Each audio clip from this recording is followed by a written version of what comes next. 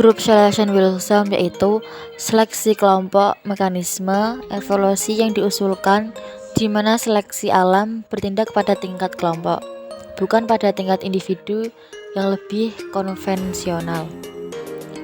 Penulis awal seperti V.C. Wynne Edwards dan Godrod Lawrence berpendapat bahwa perilaku hewan dapat mempengaruhi kelangsungan hidup dan reproduksi mereka sebagai kelompok. Misalnya tindakan untuk kebaikan spesies pada tahun 1930-an. R.A. Friedrichs dan J.B.S. Harden mengusulkan konsep seleksi ke barat, suatu bentuk altruisme dari pandangan evolusi yang berpusat pada gen dengan alasan bahwa hewan harus berkorban untuk kerabat mereka, dan dengan demikian menyiratkan bahwa mereka tidak boleh berkorban untuk non-kerabat. Sejak pertengahan 1960-an, ahli biologi evolusi seperti John Maynard Smith, W.D. Horton, George Williams, dan Richard Dawkins berpendapat bahwa seleksi alam bertindak terutama pada tingkat individu. Mereka berpendapat atas dasar model matematika bahwa individu tidak akan altruistik mengorbankan kebugaran demi kelompok. Mereka menginginkan mayoritas ahli biologi bahwa seleksi kelompok tidak terjadi, selain dalam situasi khusus seperti serangga sosial haploid seperti lebah madu, di mana seleksi kerabat dimungkinkan. Pada tahun 1904, David Sloman Wilson dan Elliot Sauber memperbedakan pemilihan multilevel, termasuk pemilihan kelompok, dengan alasan bahwa kelompok seperti individu dapat bersaing. Pada tahun 2010, 3 penulis termasuk E.O. Wilson yang dikenal karena karyanya tentang serangga sosial terutama semut, kembali meninjau argumen untuk pemilihan kelompok. Mereka berpendapat bahwa pemilihan kelompok dapat terjadi ketika persaingan antara dua atau kelompok beberapa mengandung individu altruistik yang bertindak bersama-sama. Lebih penting untuk kelangsungan hidup daripada persaingan antar individu dalam setiap kelompok, memicu sanggahan kuat dari sekelompok besar ahli biologi evolusioner dan perilaku anak-anak zaman.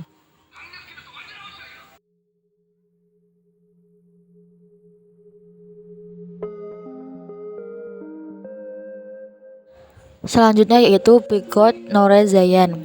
Biografi Dr. Andes Ara Noren-Zayan adalah profesor psikologi di Universitas British Columbia dan salah satu direktur pusat evolusi manusia, kognisi, dan budaya. Dia telah menerbitkan secara luas tentang asal-usul evolusi agama dan psikologi keragaman agama di dunia yang mengobrol saat ini. Dia adalah penulis Dewa Besar, Bagaimana Agama Mengubah Kerjasama dan Konflik.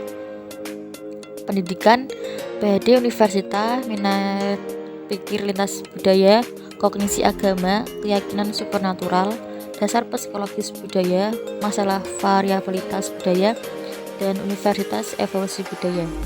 Bidang penelitiannya sekunder Dr. Andos Noren-Zayan adalah ilmu kognitif.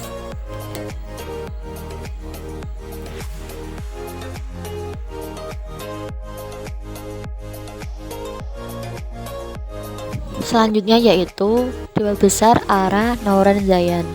Bagaimana masyarakat manusia berkembang dari kelompok kecil pemburu pengumpul yang erat menjadi masyarakat besar, anonim dan kooperatif saat ini, meskipun anonimitas adalah musuh kerjasama.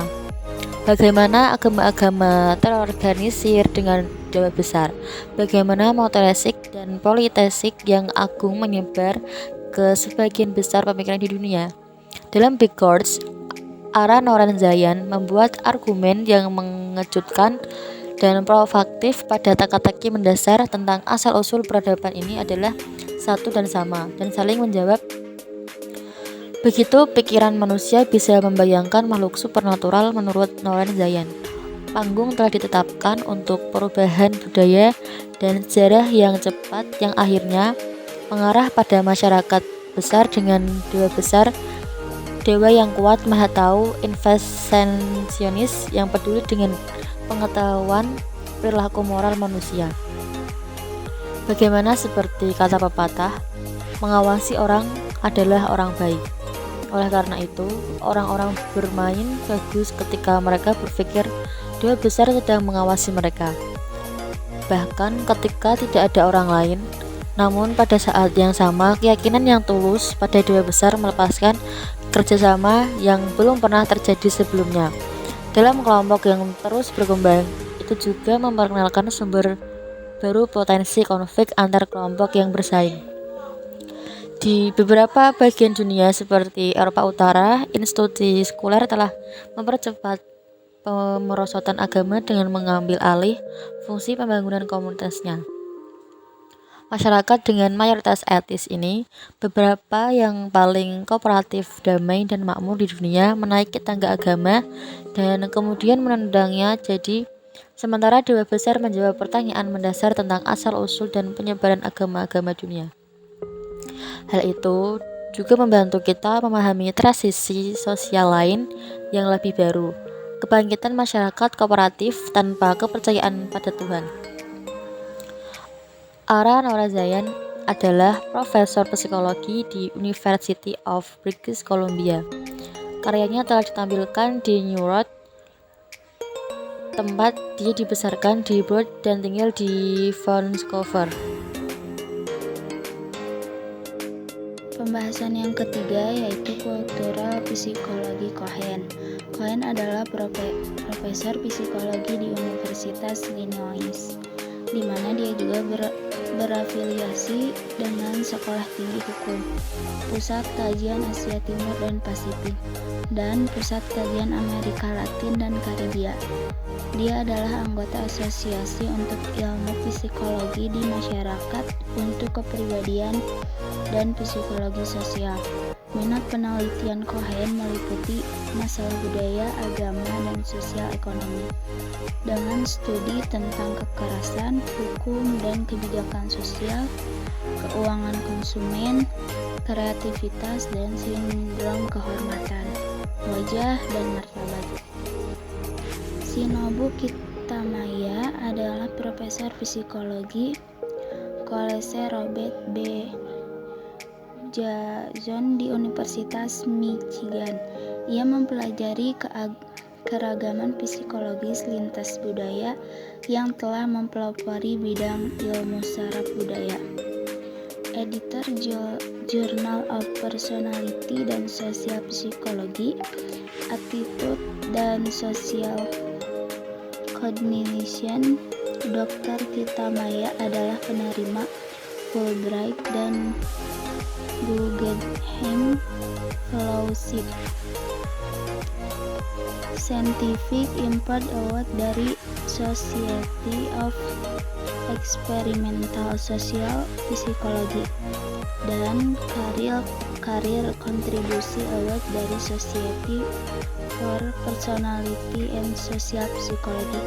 Dia adalah anggota American Academy of Art and Sciences and Law of the Association of Psychological Sciences.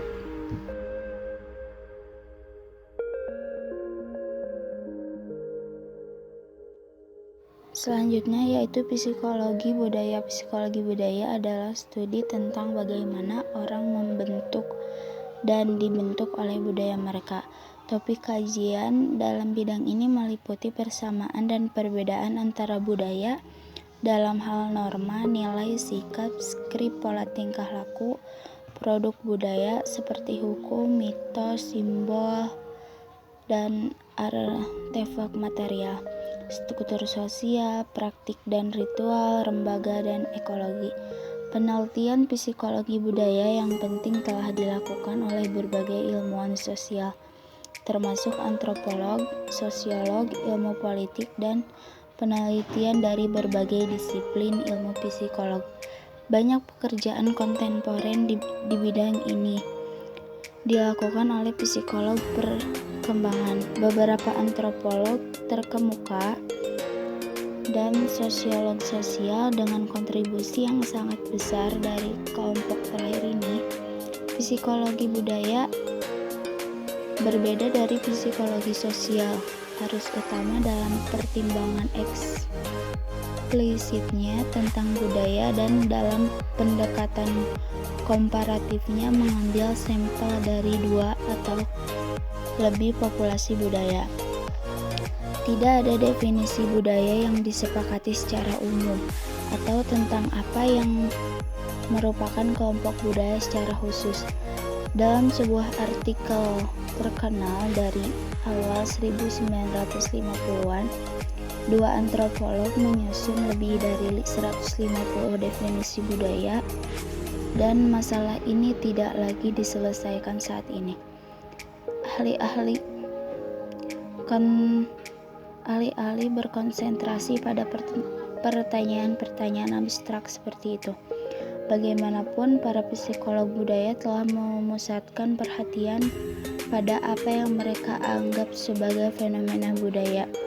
Yang menarik adalah proses di mana orang-orang menjadi berbudaya. Salah satu perbedaan yang dapat diterapkan pada peneliti yang mempelajari budaya adalah antara mereka yang mempelajari aspek etik budaya yang dianggap universal dan mereka yang mempelajari aspek emik dari budaya yang khusus untuk budaya tertentu. Pendukung 2 jenis karya tersebut sering membuat perbandingan lintas budaya, tetapi mereka menekankan aspek emik budaya yang cenderung menolak gagasan bahwa hanya ada beberapa dimensi dasar seperti bagaimana budaya individualistis versus kolektivis atau seberapa hierarkis versus egaliter. Budaya adalah di mana semua budaya dapat diukur dan diklarifikasikan. Mereka yang menekankan aspek etik budaya sering mengumpulkan data dari banyak budaya dan dengan demikian menggunakan metode survei dan kuesioner di mana data dapat dikumpulkan secara massal. Sedangkan mereka yang menekankan aspek emik budaya sering mengumpulkan data dari budaya yang jauh lebih sedikit dan sering menggunakan metode seperti eksperimen atau metodologi kuantitatif yang tidak cocok untuk mengumpulkan data massal. Namun, perbedaan antara kedua jenis penelitian ini tidak boleh terlalu dibesar-besarkan.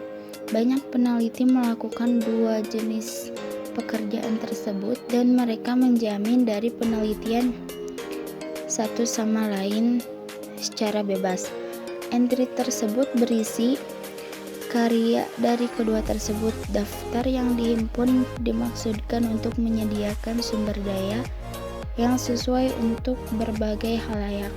Penelitian proporsional mahasiswa pasca sarjana,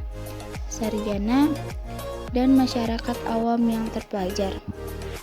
Entry tersebut berisi karya dari 2 jenis tersebut. Daftar yang dihimpun dimaksudkan untuk menyediakan sumber daya yang sesuai untuk berbagai halayak penelitian profesional, mahasiswa, pasca sarjana, dan masyarakat awam.